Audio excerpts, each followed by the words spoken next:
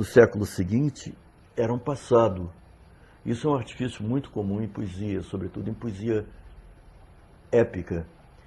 E essas profecias do Adamastor relatam alguns naufrágios trágicos que ocorreram ali.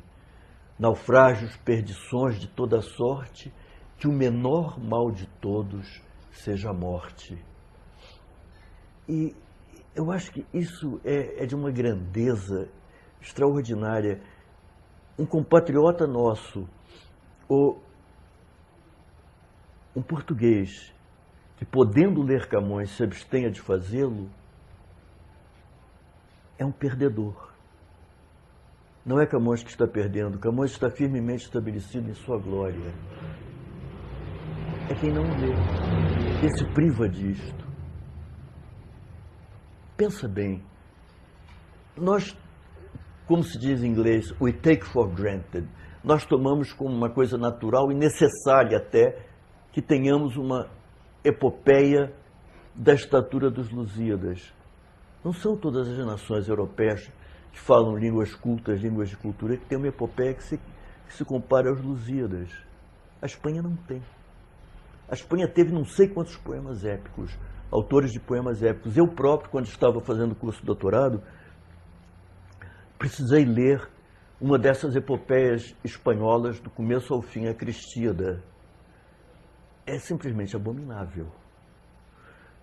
Mas nós temos uma das maiores epopeias do mundo. É nossa, escrita na nossa língua, por um poeta nosso. Nós não podemos nos privar disso. Sem falar do Reis Dobra de Camões, que foi um altíssimo poeta lírico também. Alguém podia até arguir que a Espanha tem El Cantar de Mil Cid, que demarcaria, vamos dizer assim, a reconquista. Sem dúvida. Mas nós estamos falando de epopeia clássica. O Cantar del Mil Cid, assim como a Chanson de Roland, em França, a canção de Roldão, em bom português, são epopeias medievais. Nós estamos falando de epopeias clássicas. Os Lusíadas são uma epopeia clássica, calcada seu grande modelo, Virgílio. E, além de tudo, o sabor de ler Camões, eu vou ler aqui dois trechos do canto 3, só para que... Dona Inês de Castro? Isso, referidos a Dona Inês. Diz Camões aqui: estavas, linda Inês, posta em sossego, dos teus ânimos colhendo doce fruto, naquele engano da alma ledo e cego que a fortuna não deixa durar muito. Nos saudosos campos do Mondego, dos teus fermosos olhos nunca estuito, aos montes ensinando e às ervilhas o nome que no peito escrito tinhas. As ervinhas. Do teu príncipe ali te respondiam as lembranças que na alma lhe moravam, que sempre ante seus olhos te traziam, quando dos teus fermosos se apartavam. De noite em doces sonhos que mentiam, de dia em pensamentos que voavam. E quando enfim cuidava e quando via, eram tudo memórias de alegria. E é belíssimo, né? É de uma beleza que comunga conteúdo e forma de uma maneira, eu diria, sublime. É verdade. E isto é a introdução àquele episódio, aquela tragédia do assassínio de Dona Inês de Castro por motivos torpemente políticos. Dona Inês de Castro era uma dama galega, de família galega. Os Castros, assim como os Camões, são todos de estirpe galega. E Dona Inês de Castro veio para Portugal como dama de honra da infanta Dona Constança, que se casou com o príncipe Dom Pedro, filho de Afonso IV. E Dom Pedro, que não era casado, teve vários filhos de uma união com Dona Inês de Castro. E aí, o rei, Dom Afonso, pai de Dom Pedro, foi convencido pelos cortesãos de que Dona Inês representava um perigo, que pelo fato de ser a amante do príncipe real, ela poderia exercer uma influência nefasta de Castela sobre um príncipe português. Então a única coisa a fazer era matar, era trucidar, assassinar Dona Inês, e assim fizeram. Quer dizer, o episódio de Inês de Castro nos Lusíadas é um episódio de tragédia, de pura tragédia, inserida numa epopeia. É um dos cumes do poema.